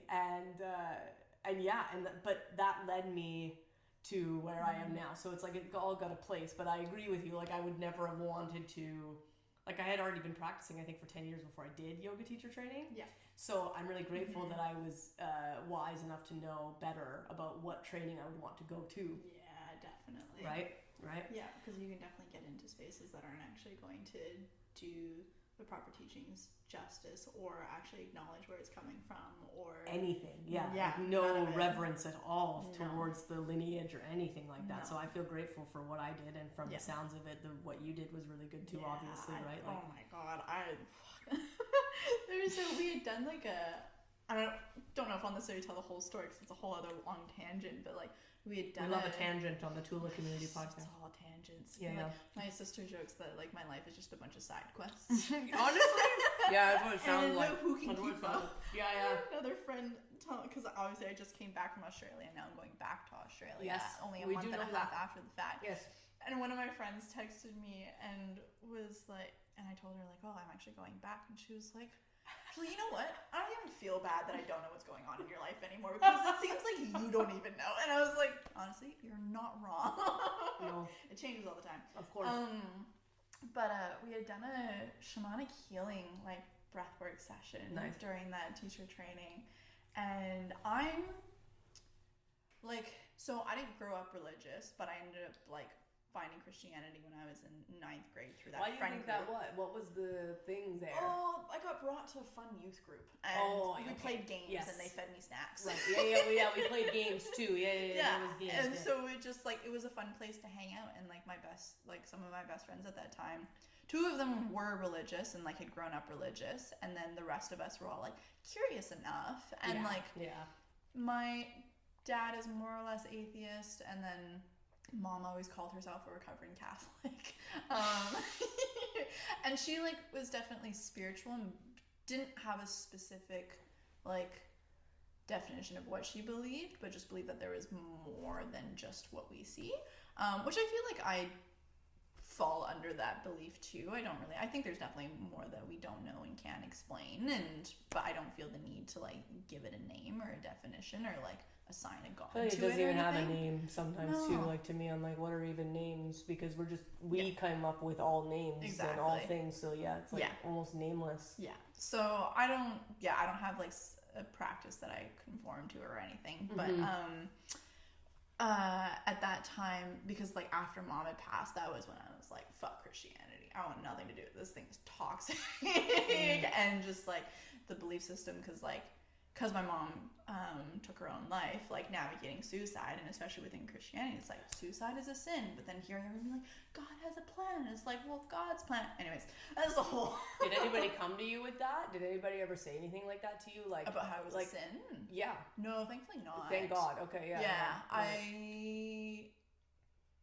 I never like was, but I was already like 1 foot out of religion at that point anyway, so I wasn't like going to church anymore. I wasn't like welcome back to the youth group that I used to go to as an there's just so many little things where I was like, this is just, and I know not every church or group is always like this, but the baseline of it all shares the same. Anyways, so I was already out of religion entirely, but then at that point I was like, you hear the stories of like people having like spiritual experiences and whatnot, and I'm like, yeah, how much of it is just like what do you call it, like placebo effect, or like Right. when people, that whatever that word is I'm looking for. And so we did the shamanic breath work, and we realistically, looking back on it, we should have been given a bit more guidance into what we were going into and what could potentially happen. Because we were a group of 11, and we split up into 2, like everyone paired off. And so it was, except for we had one group of 3 because of the odd number. And so we were in the dome, everything was dark except for like we had some candlelight going, our little lamp, and then our teacher was going around and drumming during the practice, and it would be like your one partner would be laying down and then the other person would be doing like the energy healing and just like, holding your hands over top of their body and falling wherever you feel it needs to be. I'm kind of like, okay, sure. I don't know what this means, but I'll just do whatever. And so I was in the group of 3. Okay. And so it was myself and the other girl who were doing like the energy over the one person. And then when we swapped, because it was weird numbers, instead of it being one person to do for 2 people, we joined a group of 2. So we had 3 of us lying down and then 2 doing the energy. And the two people that I was lying down with, we were kind of like all heads, like in like a star formation kind of, and or peace symbol, anyways. And the other two had done lots of like breathwork experience, and so they were doing their like heavy breathing and like the proper like breathwork technique. And I'm laying there being like, I am so distracted. I have like, I'm not even gonna. I'm just like, if anything, I'll get like a little nap out of this. Like, I just cannot focus on anything. I know. Because their breathing was loud. And I was like, what is happening? Yeah.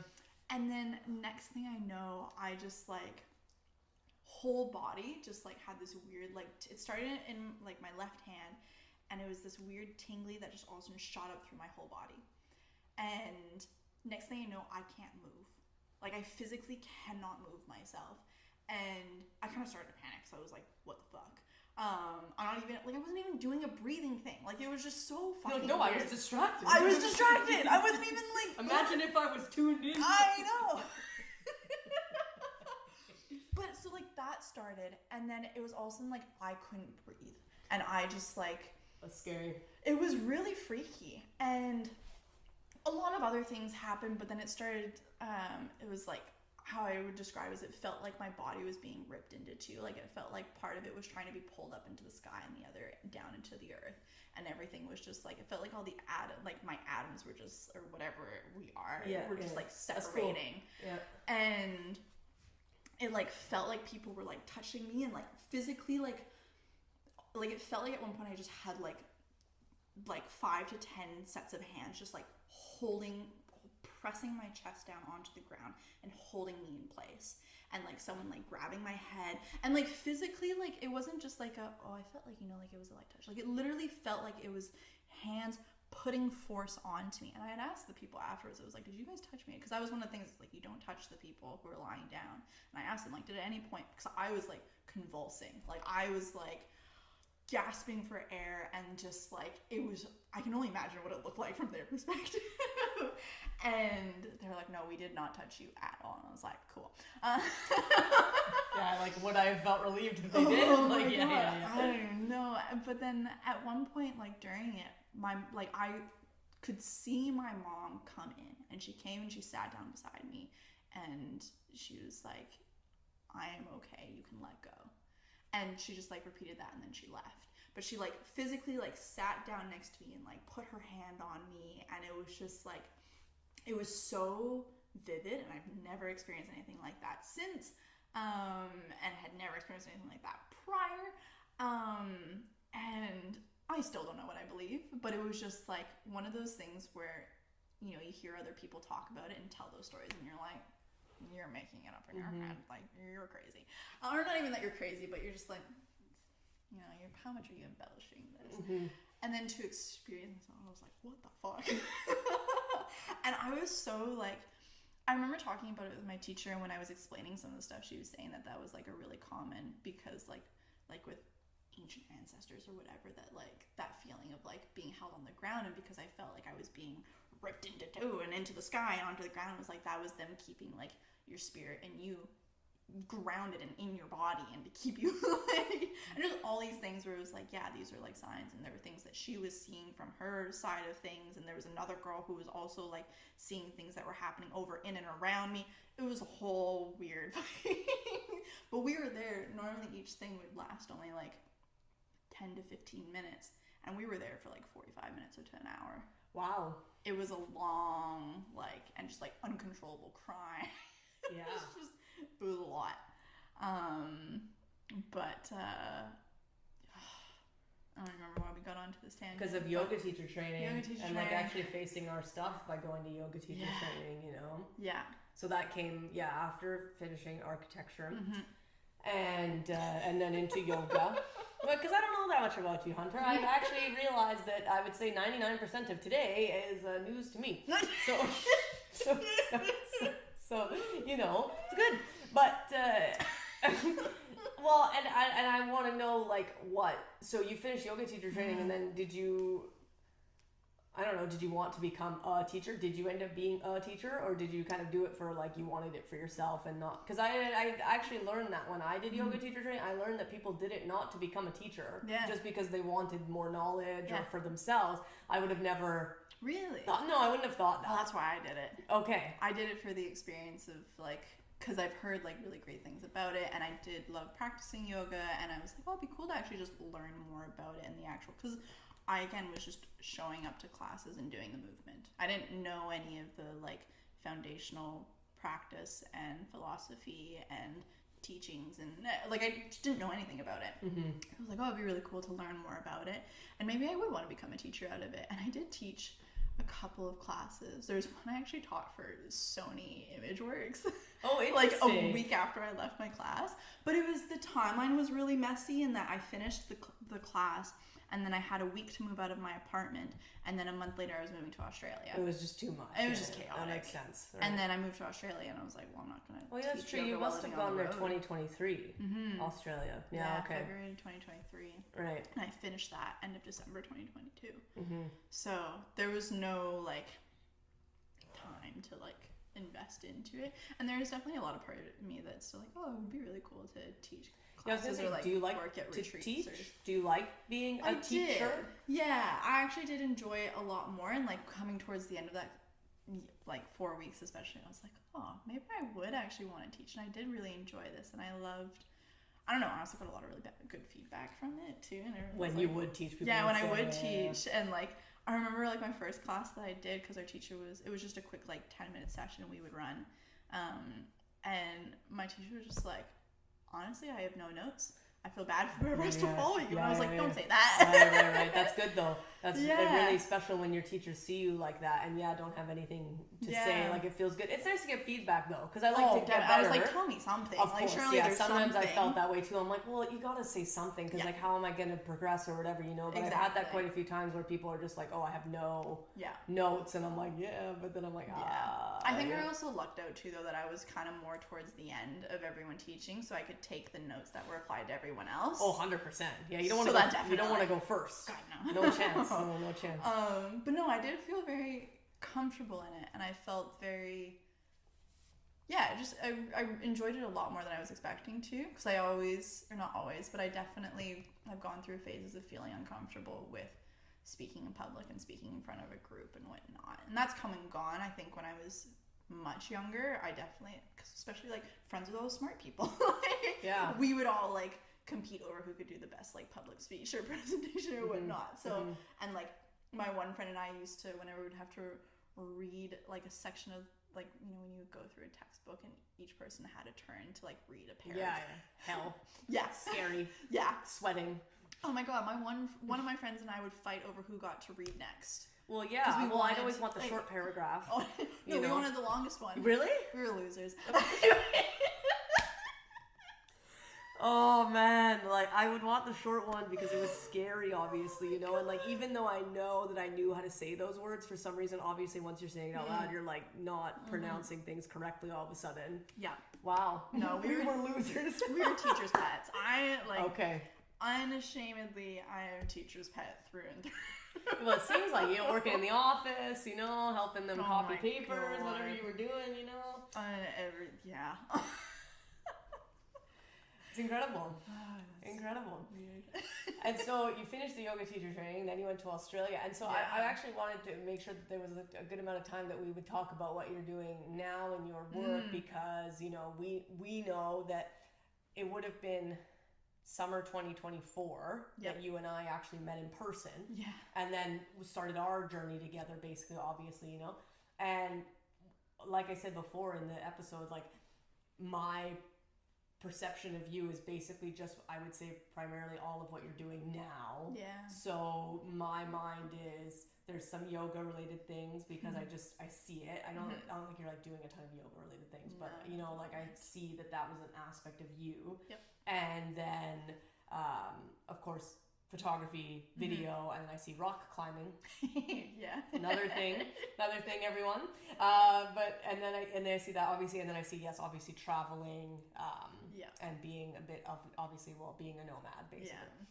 Yeah. And so I would like to make sure that you have time to share exactly what you're doing now and what is like, just how that came full force from the iPod Touch, basically, or sorry, full circle from the iPod Touch to now with you know, a mirrorless camera. So basically, so yeah, I'm curious to know photos, video, like your work, your projects, how you landed back, like I guess into that. Yeah. Do you feel really stoked on it? Do you see some longevity from this? Are you going to become a culinary artist again? Like, you know, like, are you going to stop this tomorrow and then go back into playing the guitar? God, no.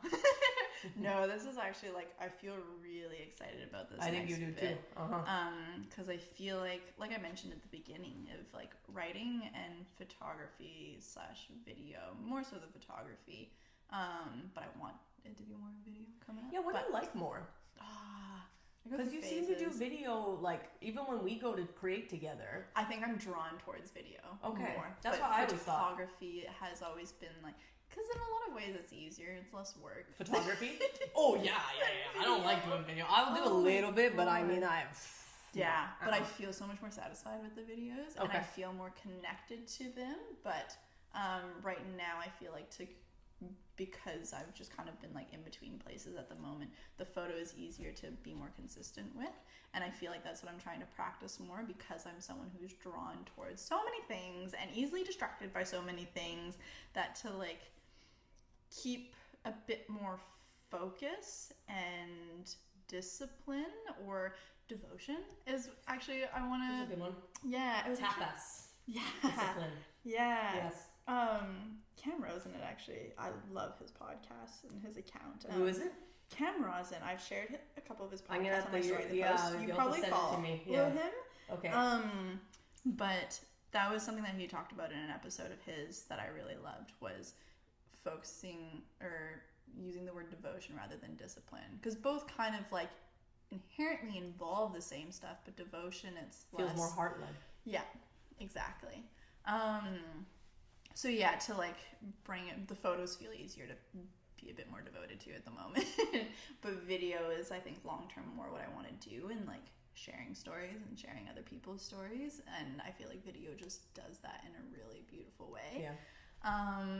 But yeah, this next phase is going to be a little bit interesting, because I am going back to Australia to do visa work. So that's going to take a lot of time and energy. But I really want this next year to be actually focusing on building out my business, Golden Hour Collective, and actually like narrowing down. I've been spending a lot of time this past week actually like getting clear on my direction with that, and I'm looking at potentially even doing a course in like that helps focus on that. It's a 6-week mastermind course.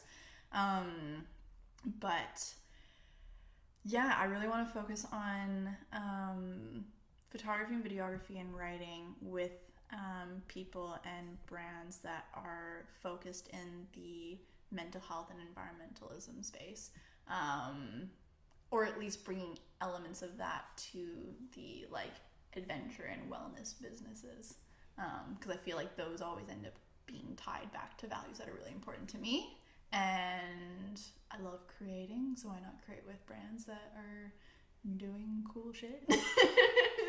Or even just brands that I love and love to work with and admire and like want other people to know about as well. So yeah. Well, and you're going to feel better and more aligned in that, because I think it probably would remove a lot of what would feel maybe like something like imposter syndrome, because you really want to be doing that, or you already are willing to support whatever their goals or mission is. Whereas if somebody hired you right now to, I don't know, like if you, I don't know, I'm trying to think of like one in my house doesn't make sense like ecologically, you know, but most things in here seem all right. Yeah. There's like flowers, done. like glass, you know. But I don't know if it was like a company that was like really plastic heavy. I don't know. I just think of like if a gym tried to hire me. Right, yes, that's definitely right. Just something comes, that like the doesn't, fitness industry. I'm like, that's not my vibe. Like I like fitness, but I'm not like devoted. I'm not like that kind of person. So of course, it doesn't feel aligned. Yeah, it's got to make sense. Yeah. You know, you have to be involved in that world and then want to be sharing that to others so that they see it more or bring awareness to whatever it is. You know, if it's like a company that's doing really good things for the world or for people, then like I'll be willing to work with that or share it. Exactly. Yeah. So I want to be doing capturing it, and then writing as well, because I feel like I love writing, and I feel like it always comes back for me. Yeah, it does. Yeah, it seems to come naturally to you too. Yeah. You know, it comes from this like again like really pure or like heart-led place. Yeah. Which is important. Yeah. Yeah. I love the writing. I really do. So I really want to like dive into that space more. I've got a meeting with Worth Hats tomorrow. Oh yeah, you were telling me about this. Yeah. Yeah, and so for them, they're a hat company that are they from here? Yeah, they're Vancouver. Oh, that's cool. Yeah, Vancouver based. And all of their funds goes towards providing free counseling sessions for people. And they're freaking phenomenal, just like really cool people. And they have a blog, but they haven't like kept up to date with it. And they're just really aligned with me in a lot of ways. So tomorrow's gonna be like the first official meeting with everyone and being like, all right, what's our game plan? What are we writing? What are we doing? And actually putting it into practice and figuring out the SEO side of things too. All the stuff. All the things. So we'll have all the people, but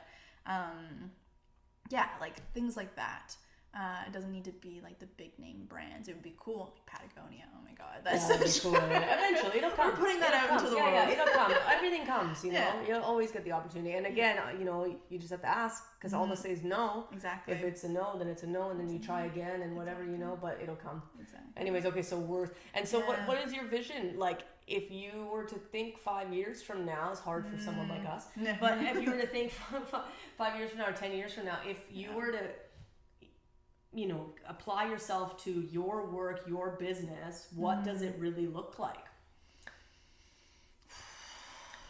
I don't even know what country I'm going to be living in. Yeah, no kidding. Yeah, for sure. Which I guess actually is an element that ties back to it, that whatever it ends up becoming and whatever it ends up looking like, I just want it to feel fulfilling and feel like it's giving back and has a sense of purpose that is actually benefiting whoever it is that's consuming that content and work and art and whatever it ends up becoming, and also allows my flexibility of living this more random nomadic lifestyle of not knowing where I'm gonna be in the next month.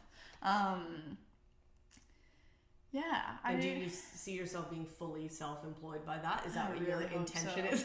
I really hope so. The creme de la creme, you know? That is the goal. Oh my god, that is definitely what I want. Okay. To be in a more collaborative workspace rather than just anyone who freelances and wants to be an entrepreneur has the same mindset of I don't want to work for someone and just be a cog in the machine.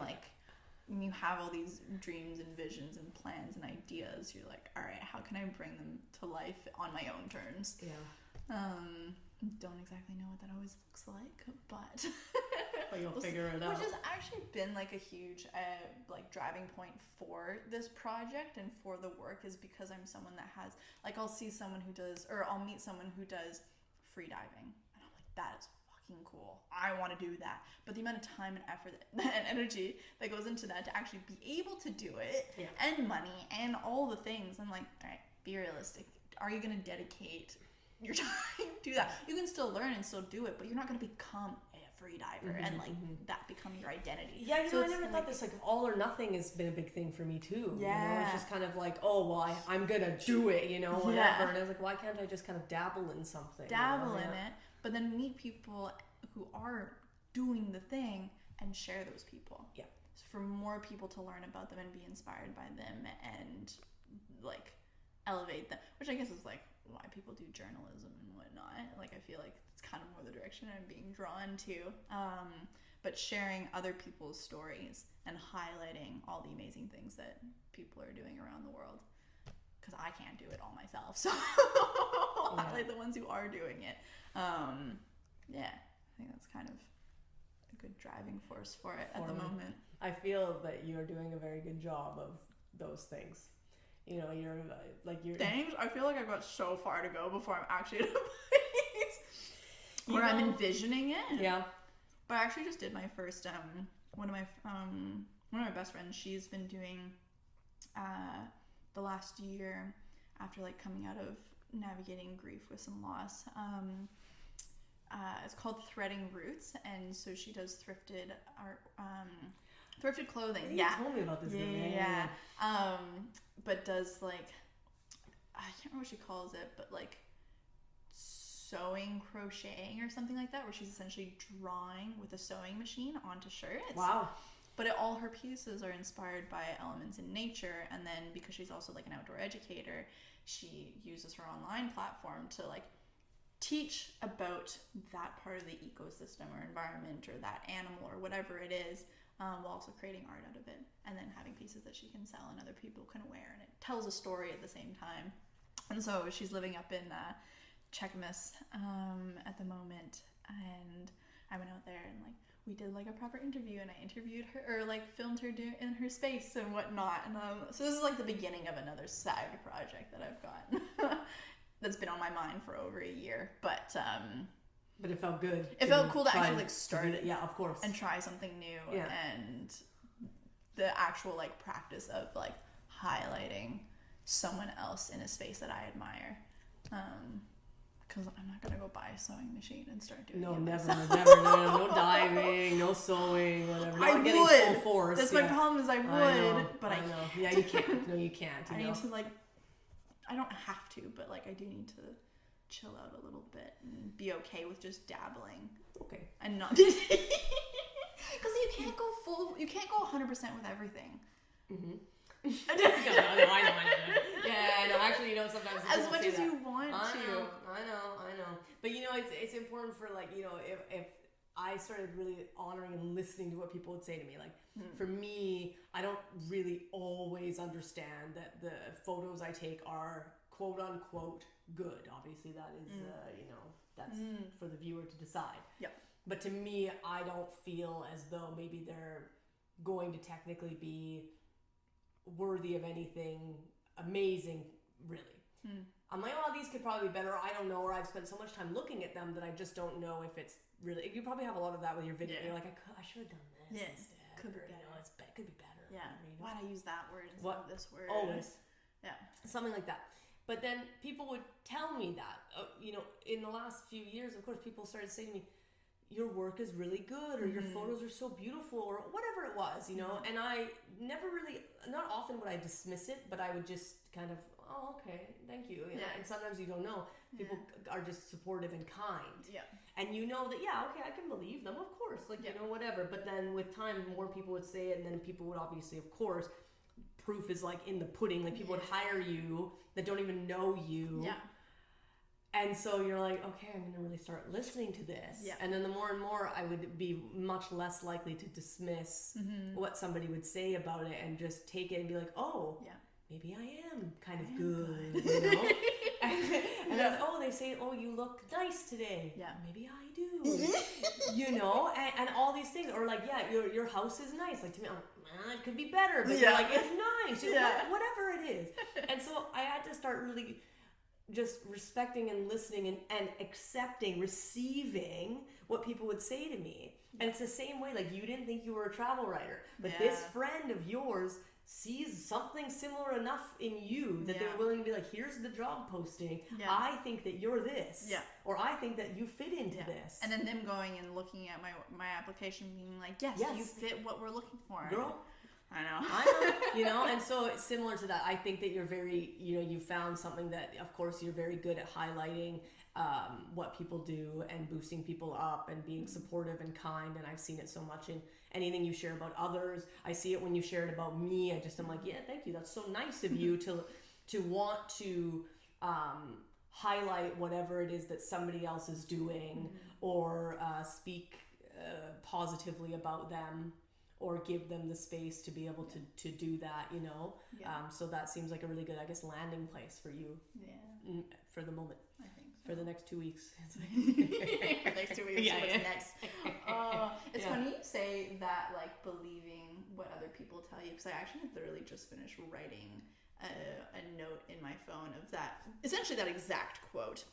And I was going to go make a post about it, but I was like, I feel like There's a certain way of because like some people will read that and be like, oh, you believe all the negative stuff too that people say, but it's like, no, like, unless it's actual like constructive criticism on something you're doing, but that's a separate thing. But like people who are like so self-conscious or so insecure in themselves, but consistently have other people being like, you're amazing, you're beautiful, you're kind, you're talented, like all these things, and then you continuously dismiss it. Like, no, believe what they're saying, believe what they're telling you, and when you can actually allow yourself to accept it and believe it, that's what gives you the confidence and the capacity to go after the things that you're actually wanting for yourself. Yes. Just believe it. Yeah, believe it. But you need, I think it's really important to have people that believe in you, even at the very beginning stages, like even someone who just is your first photography hire. Yeah. Just anyone who's willing to give you $100 for 1 hour. That gives you a lot of, you know, obviously motivation, or even when we sell our stock photos for 89 cents, that feels good. You're like, wow, 89 cents, big money, you know, like, but people are seeing, people want, and also just whoever's around you, friends and family, just being kind and supportive. Your circle makes all the difference. It does. Huge difference. Yeah. So I have left. Yeah, me too. I've had to really just kind of abandon some people that are not, maybe just not aligned, not kind. They don't see it for what it is, and like in my mind, unless you're harming something, I'm very open and supportive to whatever it is you want to do. I can't tell you what's right or what's wrong. If you're really into politics and you love that, I'm gonna be supportive of the fact that you're really into that. As long as you're not harming anybody, you're not killing anything, you're not whatever it is, you know, you're not ruining someone's life, whatever, then I'm so happy and proud of people to do whatever they want to do. If you open the grocery store, I'd be, you know, we shop in there. We could have got those berries from there, you know, like all these different types of things. But you got to be open and supportive to whatever people do. And I know so many people that I know from my past now that are still around, but they're not maybe spiritual or yogically inclined, if you will. You know, they still follow my things. They'll still like some stuff. They'll still comment. They'll still share that this, whatever. It's not their... I'm sure you have so many people who are not interested in like rock climbing, you know, whatever. They don't know anything about it, or don't care or think whatever about it, or even might even have negative beliefs about it, like it's dangerous or whatever. But they see you doing it and they're proud of you. Exactly, right? So it's good to be open and kind to all ways and all things that exist in creation, you know? Yeah. I believe for the, like, supporting those people and giving them the opportunity to believe in themselves, but then also for yourself, because when you operate under that mindset of just being kind and giving to others, it naturally shifts how you navigate the world as well. Right. Yeah. And I do feel that as well. I feel like a strong... Somebody told me once that, you know, it would be good, of course, if I did some more business-related courses or knowledge, just so I had more knowledge on how to do business, basically, you know. And I was like, yeah, it's a really good idea, because I don't know everything. I'm not going to know everything, but I could always learn more. And then I said, well, yeah, I guess I can. And then they said to me, well, if you just even if you don't own your business for the rest of your life and you go back to a job and you work elsewhere, then at least you have all of this knowledge, all of this wisdom from and experience of owning your own thing and doing your own thing. All of the work it takes, you know, it takes so much work to take to somebody else's thing, and now you're like, now I know better, and now I'm going to go work for this other person. And I just looked at her, I was like, no, this is it. I was like, I'm not going back to work for another person. No, because and I had a meeting this week with this really lovely girl, and she works in like spiritual entrepreneurship. Basically, she helps people with their businesses and things. And I met with her. I was like, how can we be better? And she was like, you know, Whitney, I'm not worried about you. I think it's okay, you know, whatever. She's like, you know, of course we can meet, we can do these meetings, but it feels like you're in a really good place. And, you know, like I don't feel worried. And I said to her, I was like, you know, it's so interesting, because I don't feel worried either. I feel very confident and believe in myself that it's going to be all right. It's all coming in. It is all right. Even at this very moment, it's all good. Even if it's not exactly where you're going to, like, that final destination. But, you know, logging truck. But, you know, like That's how it feels sometimes. Yeah, of course, yeah, it's coming right at you. But you know, like it's obviously it's all of the steps. It is that final goal, but then when the final goal comes, there's another fucking final goal. So it really doesn't matter. Something. It's always something, and it's beautiful and shitty and all of the things. Like it's all good and it's all bad, whatever it is, right? Yeah. But it's this journey. And so I said to her, I don't feel too concerned either, because I do just feel like I believe in others so much. Yeah. But then I also believe in myself, because it's all possible. Like the power of possibility is just like always there. Oh, absolutely. Yeah. Yeah. So completely agree. We got this.